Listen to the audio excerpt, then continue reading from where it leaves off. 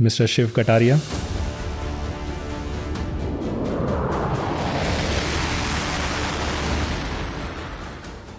What is OT? There is a lot of buzzword about OT. When we go to supermarkets, you pick up your basket, you put your groceries, and then you come to your cashier counter. The moment you reach to cashier counter, there would be a conveyor belt. You put your basket, the basket moves, and it reaches to the cashier.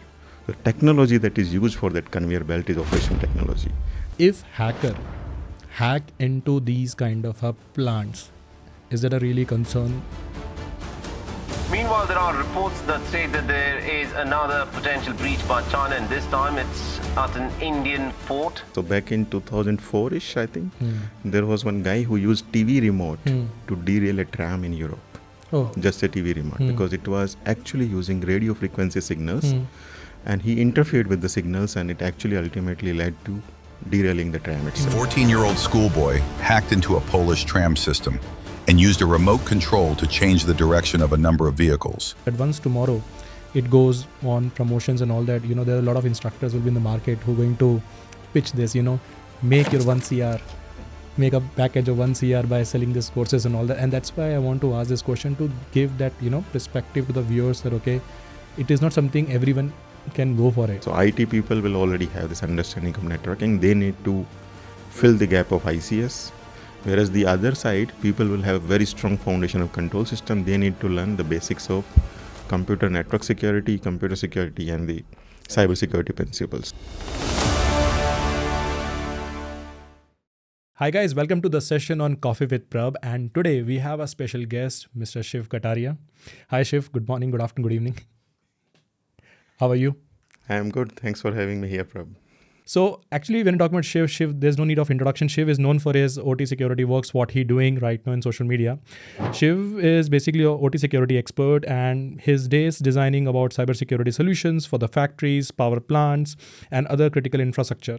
The best thing about Shiv is he's recognized as a specialist in IEC, which is 62443 standard, a leading standard for industrial control system. His expertise spans secure the network architecture, next generation OT cybersecurity research, and real world risk mitigation for industrial environment. Shiv is also a founder of OT Security Hurdle.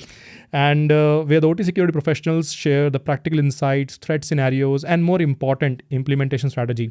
I can tell you one thing on this is it is a first kind of a channel, first kind of a platform which is I have seen in India who only talk about OT and OT security. To be frank, Shiv, before that I was not aware about anything about OT security. Along with that, in short, we can say Shiv translate the complex industrial cybersecurity challenges into the clear, actionable solutions for the plant floor. So, hi Shiv, welcome to this podcast. Thank you. Thank you for having me here. Welcome, Shiv. Shiv, actually, when you're talking about this podcast, I can bet on this is the first kind of a podcast we are doing where we're going to discuss about a master class of OT security program. And today, agenda of this podcast is how to build OT security program from scratch.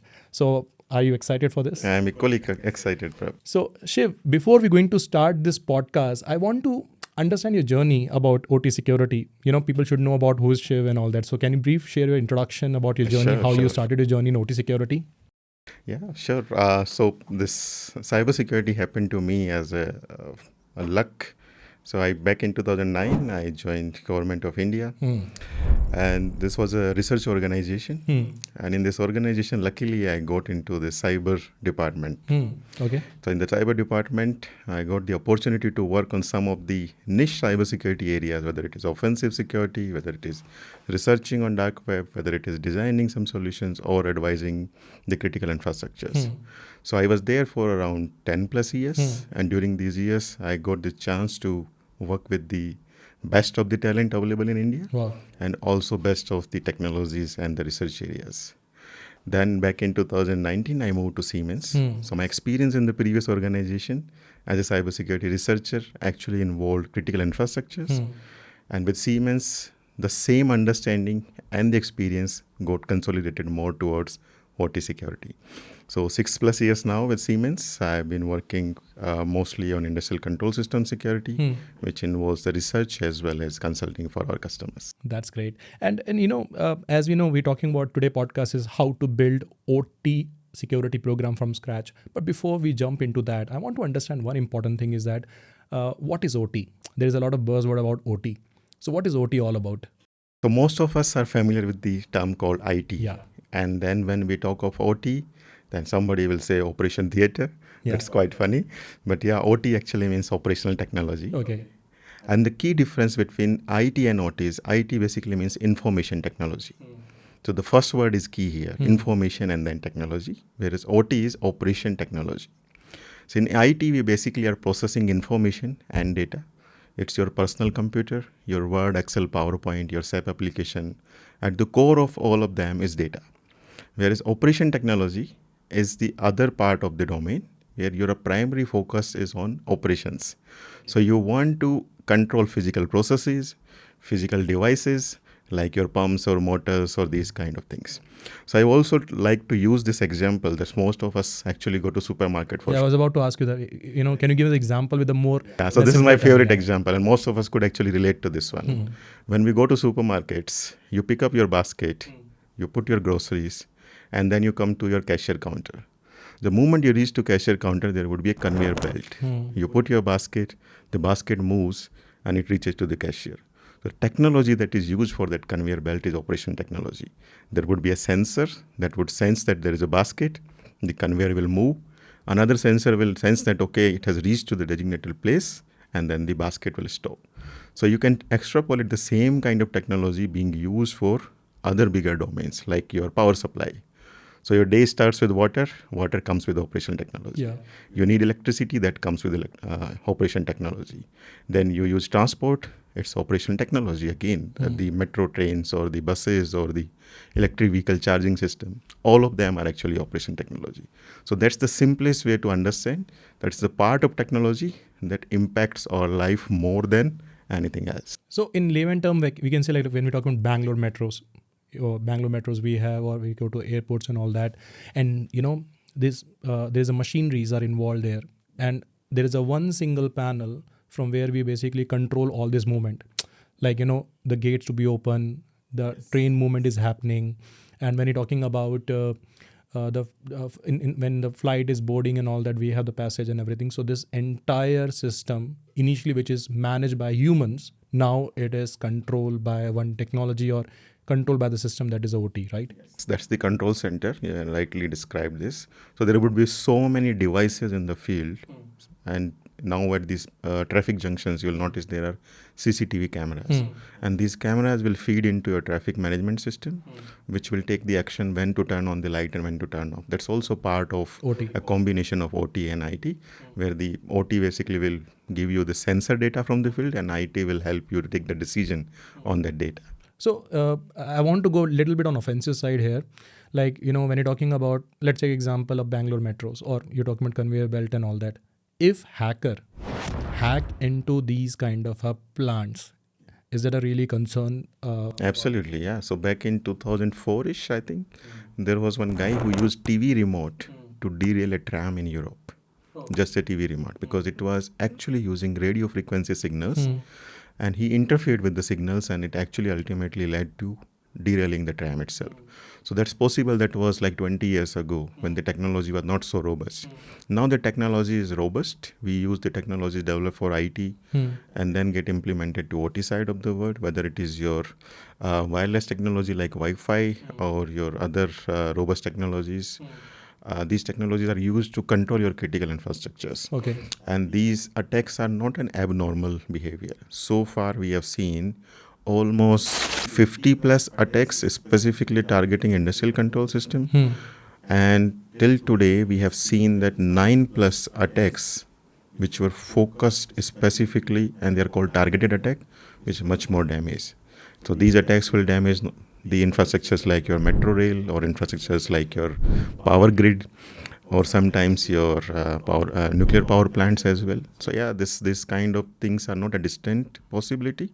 These are the things which we have already experienced. Okay. So we use a lot of buzzword in OT, which is like PLCs, SCADA, and DNP3 or DCS and all that. Can you explain in a language which our non-technical people can also understand? Sure. So most of us in our bedrooms use a two-way switch for electricity, right? From the door you will turn on, and from the bedside you will turn it off. So that's a simple logic that is being going through the electricity current, right? So you need such logics actually to control the industrial control system. Like the same example of the conveyor belt, the logic is you put the basket, sensor will sense, it will send the signal to the brain, which is like a processor. In our personal PC also you have a microprocessor. And then it will send back the signal to something which will take the action. In this case, the conveyor belt will have a motor that will rotate. So PLC is actually programmable logic control, where you will give these signals. It will take the signal from sensor. Then there would be a brain, which is called CPU or processor. It will take the action based on the predefined criteria. And then it will send back the signal to something called as actuator, which could be your valve that turns on, which could be your circuit breaker in the case of your power grids, which could be your motor in case of conveyor belt. So that sits at the bottom of your industrial control system. Actually, functionally, if you want to understand the industrial control system, it could be understood in levels. So level 0 actually means whatever is there in the field, your motors, your actuators, your valves, those kind of things. Level 1 comes your devices like PLCs. And then there could be similar devices which are named sometimes intelligent electronic device. Sometimes they are also called remote terminal units. And post these devices, there would be a layer that will manage them. So they are called supervisory layers. So the example that you gave, that somebody will be sitting into a control room and then managing the entire thing, that's what the supervisory layer basically means. Okay. So the PLC will send data to a server. Very often than not, this server is called either a DCS server, distributed control system, or it is called a SCADA server, which is supervisory control and data acquisition. Okay. So that's how these levels are divided. So I just explained level 0, 1 and 2, but there would be level 3, 4, and maybe sometimes level 5 as well. Okay. So my next question for you is, if someone want to make a journey, if someone want to make a career in OT security, okay, nowadays what happens, there's a lot of buzzword around this. Even when I go for any kind of trainings and all that, they used to say, what is the scope of OT security? So if someone want to make a career in OT security, okay, what is the step-by-step process? If you can share 5 minutes on that. Sure.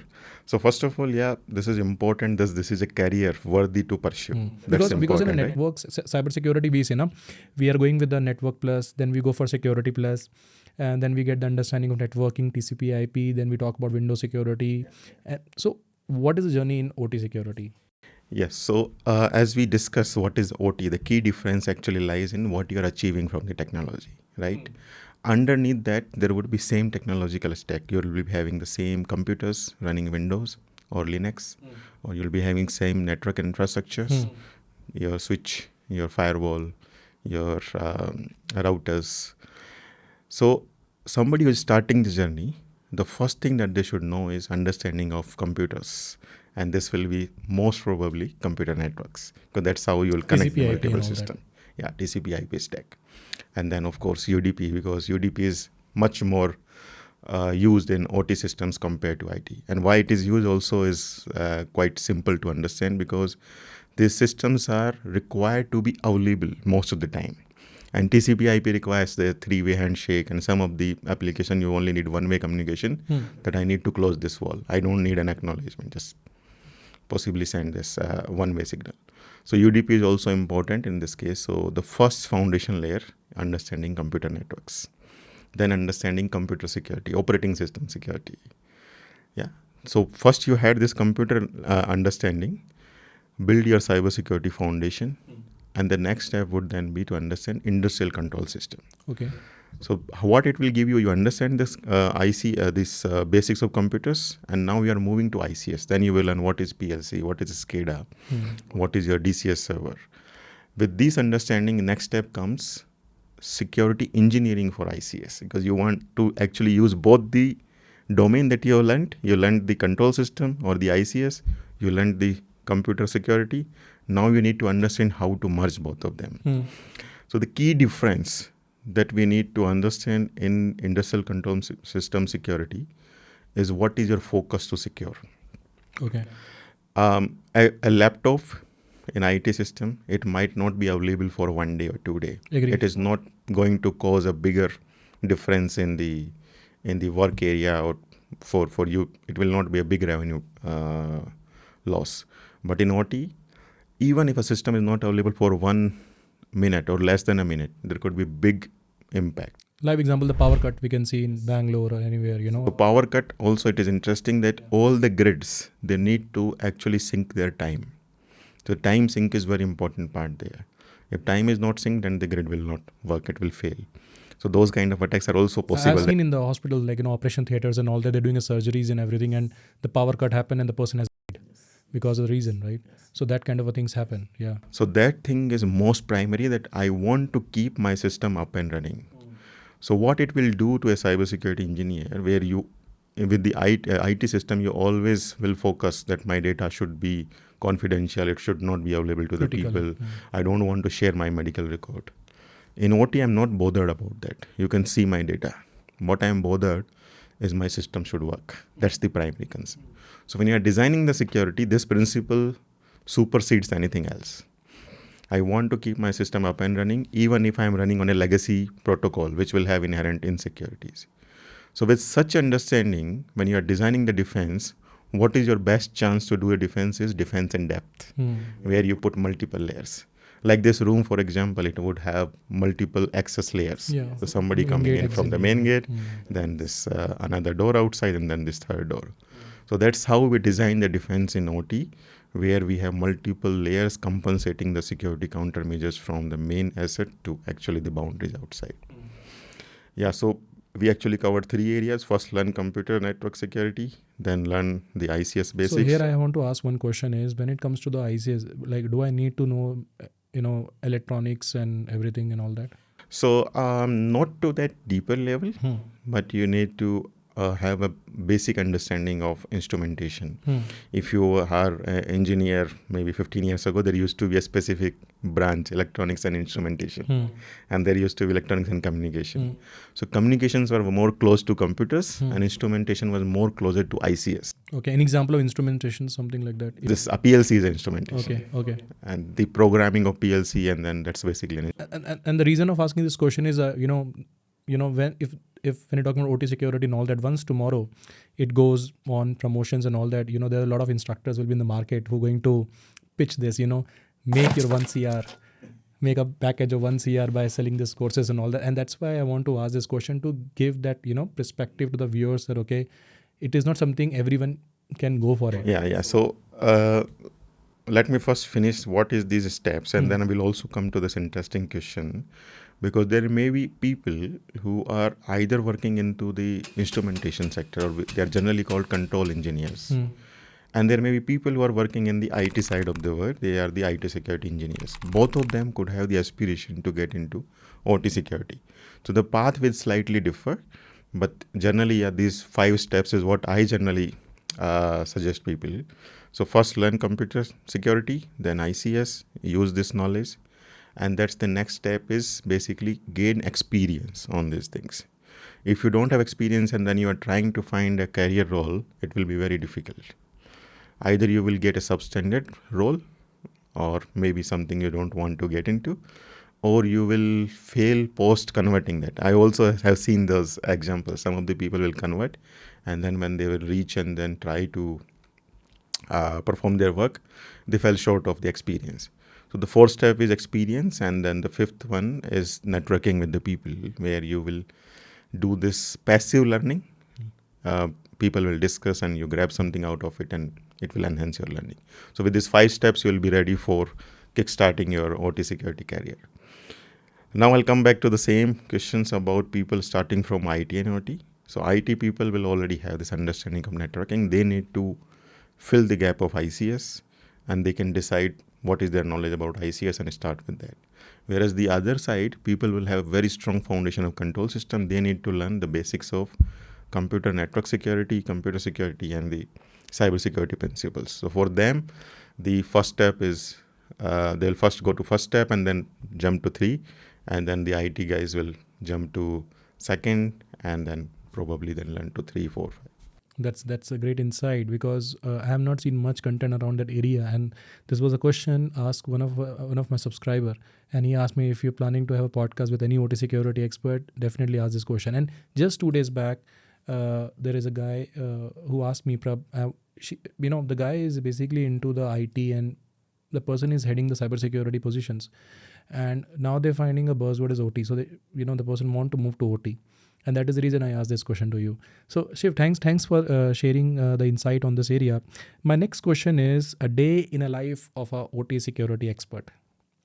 I don't want to go with the vlogging, like morning wake up and having a brush and all that. No, day in a life of a OT security expert. This could have actually multiple answers. It depends on what role you are performing. So I'm part of a research team, and I work most of the time on research areas, and then maybe I'll say 40% of the time to supporting the customers on their infrastructure.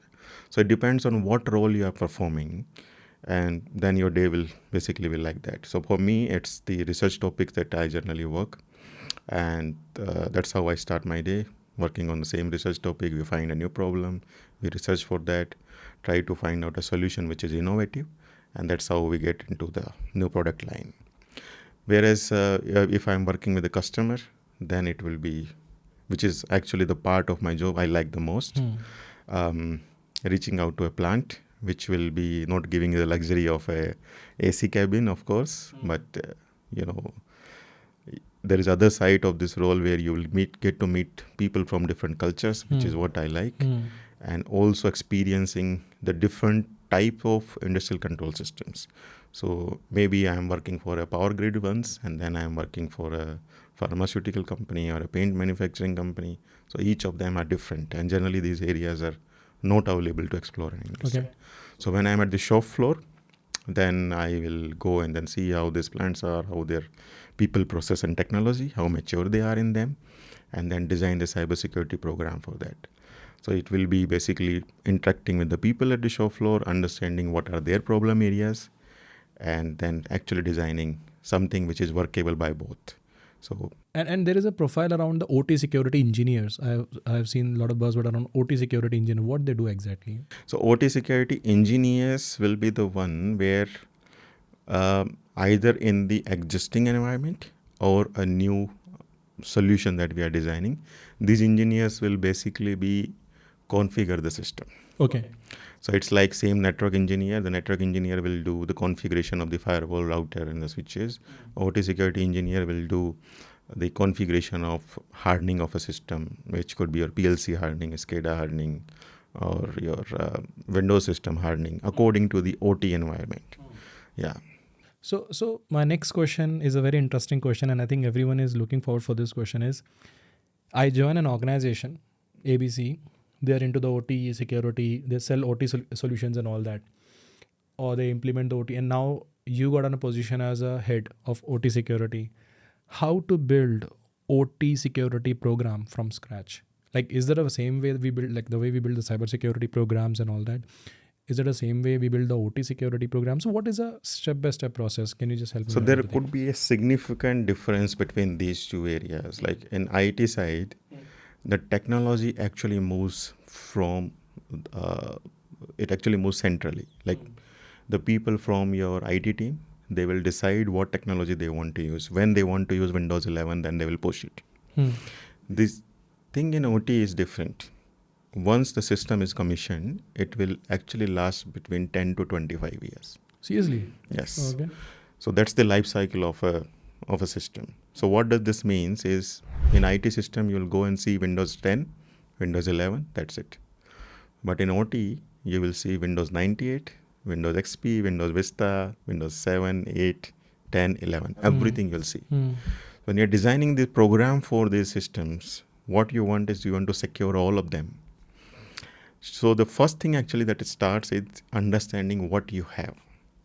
Okay. Crown So jewels. go and then do an asset inventory. So yesterday I did a questionnaire on one of my WhatsApp group, and almost 90% of the people said visibility is the biggest problem in OT. Even though there are solutions, but why visibility is problem is not everything is connected to the network so that you can see and visualize. Like the CMDB database in IT side, it might not be available in OT. So you gather that information, what is there, and you want to actually secure. And this itself might take multiple weeks. The reason is, let's take an example of a power utility. Most of the power utility will have at least 50 plus substations. Like if somebody is in Bangalore, they're providing, they would have 50 plus substation. And all of them would be of different generations. So gathering the data from multiple would take multiple weeks. Yeah. So that itself is a big task, and that's how this program is different. You first get to know what you have. Then the second step actually starts with these assets. What are the risks that I want to handle? And there should be a business buy-in for that. We know that OT systems inherently will have vulnerabilities into them. Because of complexity and lack of visibility. That the life cycle is like this much. And then you cannot patch the systems regularly. That's another area. Biggest concern in OT. Most of the systems, they are commissioned and then they will be decommissioned. There will be no update between these 25 years of lifespan. That is possible. So yeah, that's how it is different, that you first identify the asset and then you identify your risk area. And then you also bring the people from the plant. These are the essential elements, because these are the workforce who are going to work on whatever you are going to suggest them. Generally, this is the weakest area inside OT security program, because these people are primarily driven by operations. They want to keep the plant running, and they don't want to hear somebody from outside that, oh, you need to use this password, or you need to maybe don't use this USB dongle for remote connectivity. They want to focus, if my plant is down for 30 minutes, my loss is this much and my boss is going to bug me off. So these kind of issues are there. So the approach here should start bottom up, not top down. Okay. So understand with the people the cultural thing and how they are managing, understand the risk, give them the awareness, and that after this you start writing the processes. The processes can be significantly tuned for multiple entities in same organization. Like the example of substation, if there are different generations of substation, you can decide, let's say, a vulnerability management program or access control program, different for different substations. So that is possible. So these are some of the things that you need to focus while you are building, that bringing people to the accepting your program is very much important. And then another important part of what is keeping your system running. So the standard that you mentioned in the beginning of the podcast, the standard itself says, even though it gives the cybersecurity requirements, but it tells that don't implement something which is going to cause some safety issues. Let's say there is pressure increase in one of the tank. And if you don't stop the pump, the tank will burst. And there is an incident, if you know, in 1984. Yeah, Bhopal, the Union Carbide factory, methane isocyanate got leaked. In the same industrial control system, they failed at multiple levels. Even their fallback system could not work well. So the standard says that you should not design your access control. Like there is an emergency and I need to remember, a complex password with 13 characters. That's not something you want to do. So be mindful of these things which are there, which will you only learn when you go to the shop floor, interact with people, understand what are their operational requirements and what is at stake. With this, you write the program, and then you get the management buy-in, and then it gets approved. The training should happen to all the people. These people are not cybersecurity guys. These are operations guys. It will take some time. And then there are frequent checks needs to be done. How effective your program is. Is the training is actually working properly or not? Are people really using the credential or still sharing the same credential? Those kind of things are important. And when you're talking about today, let's take an example of healthcare. Healthcare is a very critical sector, because we directly dealing with the life safety and all that. So do you think so, like they also using OT security? Yes. Healthcare is also a very important part. These MRI machines, CT scan machines. Yeah, I heard about these. Yeah. These are the machines, and there is also a web series called Homeland. And they have shown an example there that how somebody can be killed remotely just with the pacemaker's device. Yeah, I heard So about that. pacemaker, if you have credential, you can change how frequently it should pump your heart, and if you are not having the same rhythm at working for the system, then it could actually be filled for. There is a recent Netflix movie, I forget that it's an Indian movie or web series, something was there, in that the person is taking a revenge. And, one of the scene is there, basically the person is going to the hospital. In that, one of the thing they have, the lady is basically, the person went for the test, MRI test. And there, they hacked the machine and they. So I can say that, okay, train, railways, metros and everything, it's running everything remotely. Yeah. And life can be unpredictable in that situations, right? Yeah, but there are a lot of people who are securing us, like the law enforcement agencies. Similarly, cybersecurity defenders are also there, who are giving us reasonable level of security. But this landscape is evolving landscape. What you know today as threat, it would evolve. Exactly. What you know today is secure, it might not be secure anymore. So, so what is the next step after that? Like, Shiv, we did the testing and assessment and all that. What is the next step after that? Yeah, so what we did in the program is we found what are the assets. We understood what are the risks that these assets could have. We have brought the people together. We designed the program. We got it approved. Now the next step is to maintain that, since the landscape is evolved. So you need to put a program again that how frequently you want to do. And the frequency is important here. It's not like your IT system that you could put a very hard line that every 3 months I'm going to update. It is also based on the risk that would evolve. Tomorrow there could be a campaign that the power sector equipments are actually targeted by a hacker group somewhere sitting outside India. So then you need to reassess that what kind of asset these guys are targeting, and do you have those assets with you. So that frequency and monitoring is also very important part of the cybersecurity program. Okay. So high level, if you see, there are 3 phases of cybersecurity program. First is assessment, find out what you want to defend. Second is develop and implement the security. And third is maintain the security. So 3 pillars of cybersecurity are there, which actually covers the life cycle of cybersecurity. Okay. And the way we're creating a cybersecurity strategies, we talk about the cybersecurity program, we talk about the list of controls. Do we have any kind of a document name in OT security? Like, we send a gap assessment document is there, risk assessment document is there. So do we have any kind of a special documents, names, naming? These documents are exactly same as your IT. Okay. There is nothing different. So what will happen is the pillars will remain same. You will have access control, you will have patch management, you will have vulnerability, you will have incident response, you will have BCP, you will also have possibly your physical security. But then what is the content in the document? It will differ significantly. We already discussed some example of safety related issues. Like the vehicle that we drive, the painting happens by robots. Yeah, true. So let's say there is a paint booth, and in the factory somebody accidentally gets inside the paint booth, right? And the robot does not distinguish this person, and he paints the persons continuously. The person will choke, right? And this incident happened somewhere. Yeah. So what you need is your second line of defense, that somebody, when they open the door of the paint booth, the robot should stop. So these kind of defense are very important in your cybersecurity program. How do you program? What kind of your acceptance of casualties? That's very important. Nowadays, like we have this auto wash cars and all that. You take the car inside the things. And this was a recent incident happened. The age was 18, 19. They went to that automatic machine of washing the car and all that. And it got misconfigured, something like that. Malfunctioning happened, and they just thrashed the mirror, the car mirror and all that. And both of them gone. So we can understand. See, anything which created a convenience for us and all that. That is what the Murphy's law says. Anything that could go wrong. Same with metro gates, right? Close and open.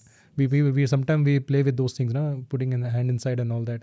Yeah, so those are the things that are like the events that we cannot predict. These kind of things can happen.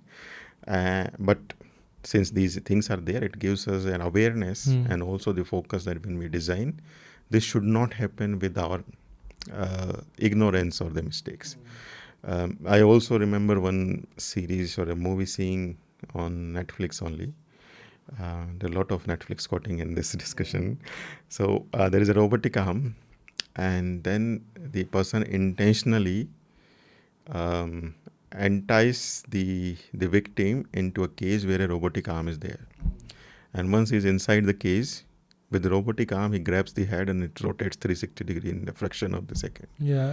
So those kind of incidents are possible in OT, where those very heavily built robotic arm, they're supposed to move on a fixed radius. What if it moves beyond that due to a malfunction? That's possible. So we need to take care of those logics when we are designing and implementing those solutions. And my next question is, how do you approach asset visibility in the OT where the many devices are old or outdated and all that? Because as you said, the biggest challenge for the OT security engineers is, the visibility about outdated hardwares and all that. So how do you overcome that? There is an approach that requires a mixture of active, passive, and manual walkthroughs.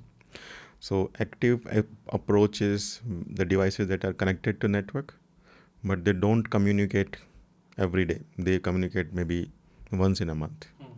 So you do active curing of those devices. Passive is you sit on the network, we read through the network, and with deep packet inspection, there are solutions available which can give you asset inventory. Then comes the another area which is manual. Some of the systems are not connected. The reason is like you have a boiler and it's a standalone system. You only need the steam coming out of the boiler. Yeah. It's not part of your process. Yeah. So maybe there is a possibility that a standalone system with only a PLC and a small screen is managing it, and it's not connected to network at all. So you go there, take the data manually, and then upload to your database where you are managing. Okay. So the mixture of three different things is required. And then also for updating, you can put a frequency. Like these systems, whenever the standalone specifically, whenever there is a change, there should also a trigger for updating the inventory at the same time. But for the active passive, you can do it maybe once a quarter or once a year or maybe twice a year based on your risk profile. Some industries does not have a bigger risk, others might have a bigger risk. So it totally depends on what are your risks and how frequently you want to maintain. And when it comes to this in OT security, you talk about air gap. What is the recommendation when it comes to the segmentation part of IT and OT? Do you have any recommendation, best practices on that? So again, this will be, this is a very important part of OT. But as a concept, security through obscurity or security through air gap is a dead concept. The reason is one of the nuclear plant back in 2010, it was a nuclear plant. You can imagine the security for a nuclear power plant. And that too, supposedly enriching the uranium there to make nuclear bombs. So security was top class.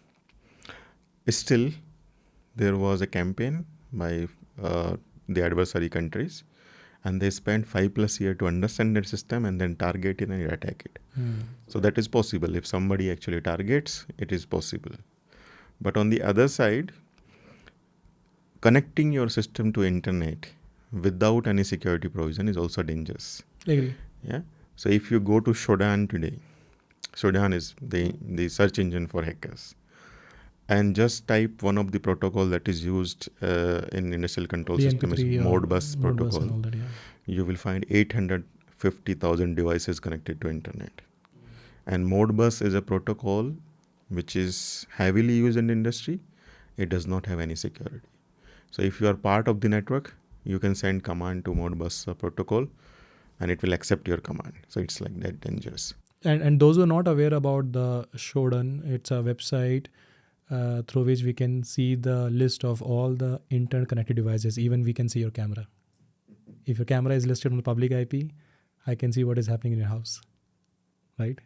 Yeah. So it's very dangerous. So, okay, so you talk about the protocols and all that, what do you think, what is the most challenging stuff we have in OT security when it comes to air gap? Because we're talking about the logical segmentations and all that. Some people are working from home. So how do you manage that? Yeah, so during the COVID period, there was a peak that you would have seen in the attacks. And that's the same reason that there was an exigency that we should give access to work from home without doing the groundwork of identifying what could go wrong. And it's the same thing in OT as well. When you are having a system which is air-gapped, the problem is you are not achieving enough from the system, like your business goals or your efficiency goals, your equipment efficiency goals, and also you don't have visibility on the failure of the equipments or predictive maintenance. So to achieve those goals, you want to digitize your system, which is connecting them and then getting the data somewhere at the business function can see and then take the decision. Okay. But if you don't do it right, then the problem of attacks can actually arrive.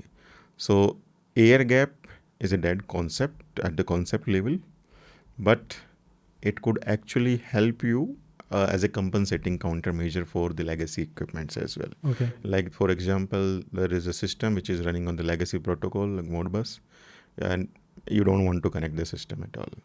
So that's the one area that you could use it, but otherwise it's no longer is a thing that we would be looking towards as something which could actually help. Okay. And when you're talking about the frameworks like IEC 62443 and NIST CSF for OT, what do you think in which particular stage of OT security program we should introduce? So IEC 62443. And what is IEC 62443? I think some of the audience are new to this OT. So what is the standard all about? So IEC 62443 is a series of standards, and it actually have standards, technical specifications, and technical reports. It actually addresses the three parts of cybersecurity, which is people, process, and technology. Okay. So the standard actually currently would have almost 18 plus documents. Some of them are addressing the process part, policy procedures. How should you design cybersecurity program for OT? How do you maintain it? And then it will also talk, if somebody wants to patch a system, what is the procedure that should be followed? Okay. If somebody says that I'm having a cybersecurity program, then how do you gauge that maturity level? That's also there in the standard. Then comes the technological part. In technology, there could be two different things. One is your system, as a whole system like a substation. And then there could be one individual product in the system, which could be PLC or a router. So standard actually talks about what should be the security for the product, what should be the security for somebody who is designing the product and making it. So it's called the secure development lifecycle procedures. And then it also talks about the security for the solution and the system, which is the entire substation. Okay. So if I say we have a 27001 standard ISMS, same like you can see, it's IEC has a family of OT. So IEC has one part which is cybersecurity program 62443-2-1, and it's 95% adaptation of 27001 ISMS. Because on the procedure side, you will need the same. The difference is on the safety side, and that is the 4 to 5% difference over there. But then on technical side, you cannot address the technical gaps with 27001. That's where you need a industrial control system specific contextualization, and that is actually addressed into 62443. It's a one comprehensive standard which actually gives you the risk-based cybersecurity engineering for people, process, technology in industrial control system.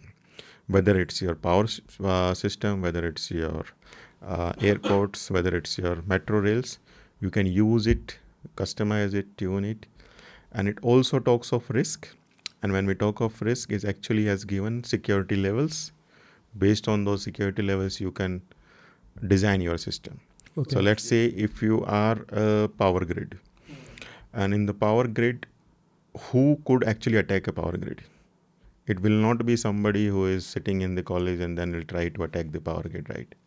It will be, of course, they can also attack, but then there would be bigger adversaries, like somebody who is your enemy or the enemy state. They would try to attack it. So for such cases, you require very robust security.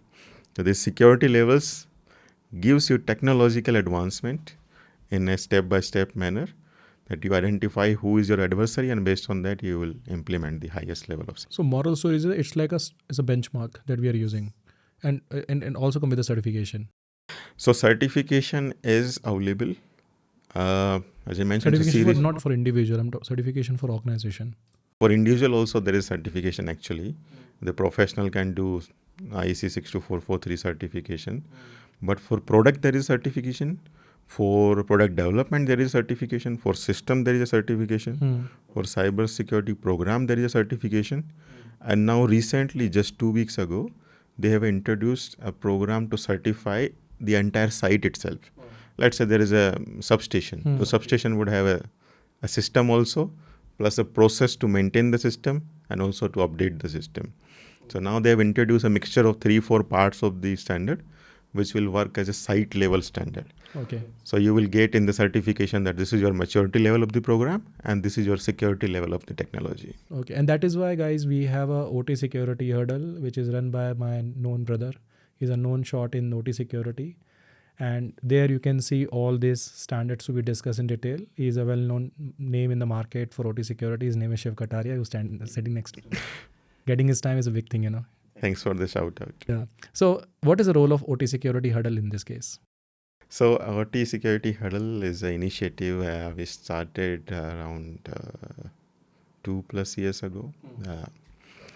And it has come out as a necessity, I would say, that many people will reach out to me for those questions like what we are discussing. How do I start in OT security? जब दुकान बंद कर रहा फिर तो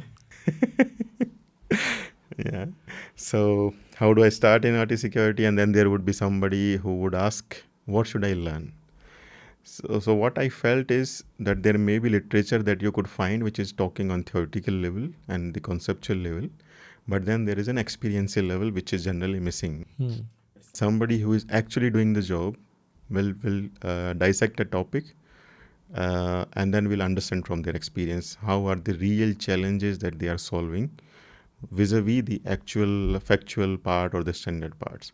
So that's how we started.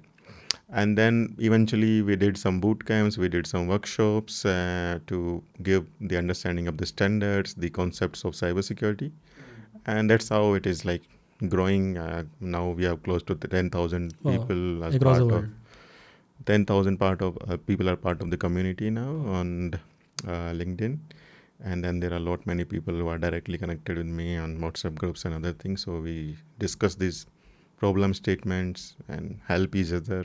Since it's one of the area which is generally closed, the resources are not available. So we are trying to build the community, help people, get more people onto OT security. Definitely. And guys, if you're looking forward to connect with Shiv or OT security hurdle, I will share the description, the URL in the video. So you can just click on the link and you can directly reach out to Shiv. I think Shiv is open for discussions and all that. So I don't think so you will face any kind of any issues, right? So coming back to the podcast here is, what are the essential technical controls every OT program should have? Yeah, so... and it should be prioritized in a first year of building OT security. Yeah, so one of them is, of course, the capability to respond to an incident. And if you go and read the case studies, which are the most successful incident response, the one thing that stand out is the clear understanding of the communication tiers, like who would take what decisions and how they will communicate. If you have this confusion during the incident, that how do I even classify whether it is an incident? Whom do I reach out to report it? So incident response is actually the first part, I think, that should be there. Similar like NIST. So NIST actually have one of the guideline for ICS as well. Wow. It's NIST 800/82. And the recent revision, which is revision 3, just came out last year somewhere in September. So yeah, that's one. And then the remote access, which is also one of the reason the system get connected to internet, is also another part. Very often than not, the people who are at the field, because of the operational requirements, they will use this. Yes, operational convenience. They will use these dongles to connect. They will use USB sticks to connect. And these things, either they are infected or they will expose your system to internet. So you need to have incident management. You also need to have your remote access. The third one is the access control program. What kind of access you will give to whom? Generally, these systems are not configured with security settings. They run by default. Everyone can do everything on the system for full privilege. So that's also needs to be fixed. And then an overarching thing is the awareness of the people. Okay. So this is my personal experience. When I reach out to people for the assessments, I take first 2 hours to educate them that why we are doing this assessment. That's a very good thing. Right? And initially there would be an inhibition to reveal the information. But once you bring those people on board, because now they can relate. And I use the example of personal finance and personal cybersecurity or cyber safety. So then they will be able to appreciate, okay, I was never aware that my email ID is already part of so many data leaks. So this will then bring them to the table, and then they will understand not only during the discussion or the assessment, but even after the assessment, they will come up with their questions, queries, ask for support. And I found this very useful that initially people will be not revealing the information, but once you bring them on board, they will give you all the secrets as well, that we also have this problem. Can you please suggest something to address this? So if I talk about in summary, so first we need to have access controls where the access has to be given based on need to know and least privilege. If required, we can have a just-in-time access we can introduce, or do we have some kind of a JIT? So just-in-time access is for remote accesses, it's useful, but for your regular operations, you cannot have just-in-time access. It's a research area that is evolving for future factories where you have less people and more automation. Okay. There it might be useful, and then we have concept like zero trust. We have a similar zero trust concept in the OT. Zero also. trust is also coming to OT. Okay. There are already some POCs that is being done. Okay. Yeah. So, but yeah, for the current infrastructure, which is having a lot many legacy and it's dependent on people, Okay. you require access control for the people, and then also you require a network segmentation, which is very essential in OT. Imagine that there is a malware which is first comes to Windows 10 system. But since Windows 10 already has the security, it cannot compromise it. So you are saved here. But since you have a flat network, it reached out to Windows 7 now, and then it has converted itself into a ransomware attack. Okay. So your system will go down. So you need to have a proper network segmentation. In OT language, we say islanding mode. Islanding mode, yeah. Yeah, so we should have the capability of islanding your system.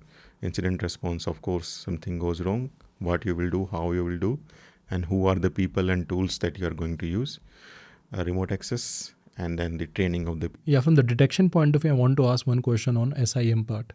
Like we have a Windows systems and the user login, his password attempts, if he fail to log in, his logs, everything we can able to capture. So we have a meaningful logs we can capture in SIM, we can able to correlate and everything. But when it comes to OT, the data format is different.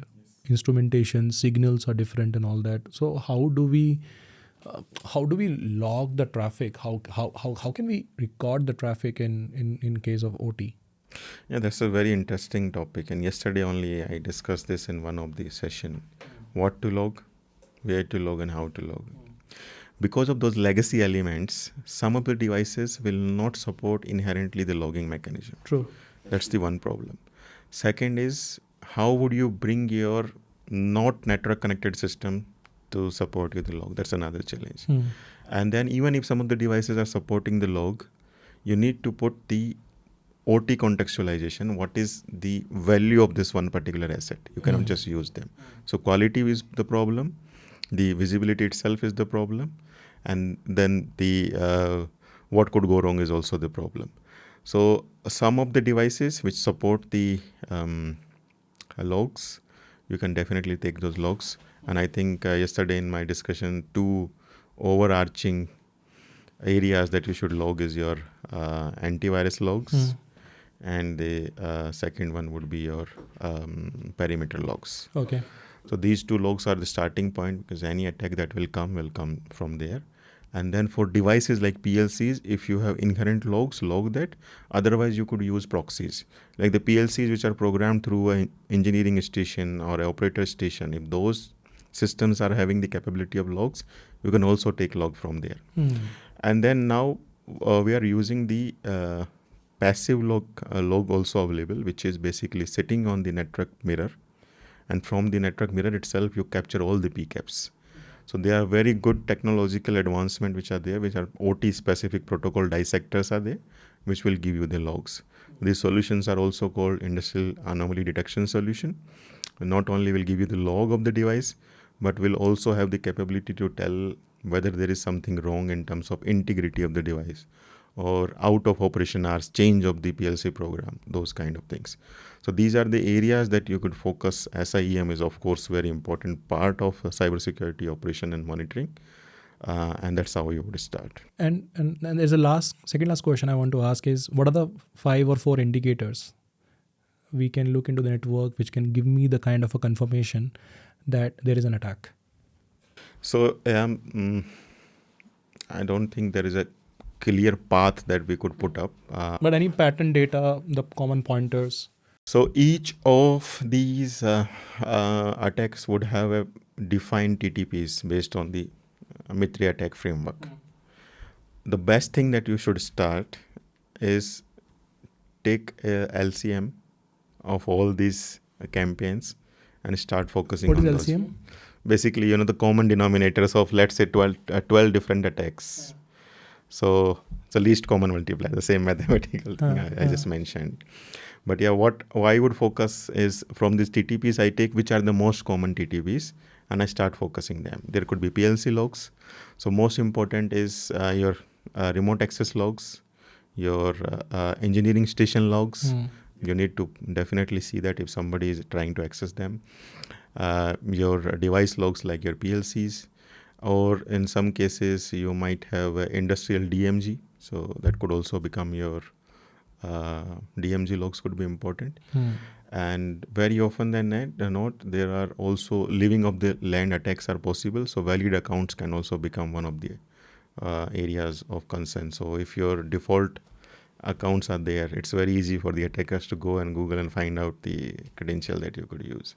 So rather than 4, I would say that use MITRE attack framework and find attack indicators. Yeah, and find the indicators from there which are the most relevant for you. So these resources will give you industry specific identification as well. Like a substation would have protection relays, whereas a manufacturing plant will have PLCs. Right. So depends on what device you want to have. Based on that, you can identify from the framework. And this is the last question, Shiv. Thanks for giving me the great insight on OT security and all that.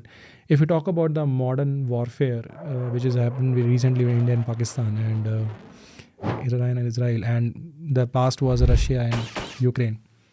How do you see the importance of OT security infrastructure in modern cyber warfare? So OT security is a term that we use as an umbrella term, but it's critical infrastructure that is at stake here. And for part of cyber warfare, critical infrastructure are the one. Because modern warfare is basically targeting OT only. Like, anyone can target our metros. Yes. Anyone can target our lift. Anyone can target our hospitals. It's a very hospitals. important part. And with that understanding of that importance, if you see our current government's focus, they have clearly put up cybersecurity as their focus. Yeah. And there are a lot of investment that is going on in making people aware. I'm aware of some of the campaigns that the government is running. There is also efforts going for regulation in the power sector. The first one will come. Already some frameworks are released for the entity to be used. We have the organization like NCIAPC, which is working for advisory role. We have CERTIN, who is working for incident response. So yeah, it's a very important part of modern warfare. It's said that the next generation of the war will not be fought on the frontiers, exactly. but it will be fought on the technology. And possibly it can suffer citizens also. Yes. Because recently when the Indo-Pak war happened, you heard about the case of Haryana, the power plant of Haryana. Yeah, so those news are not yet confirmed, but there was already a news which I learned that around 10 crore of cybersecurity incidents were Yeah, that's true. Yeah, website downtime was there. Yeah, captured. So those are the low-hanging fruits. because they published the news. That's why regarding this power plant and all that. Same with one of the power plant in Mumbai.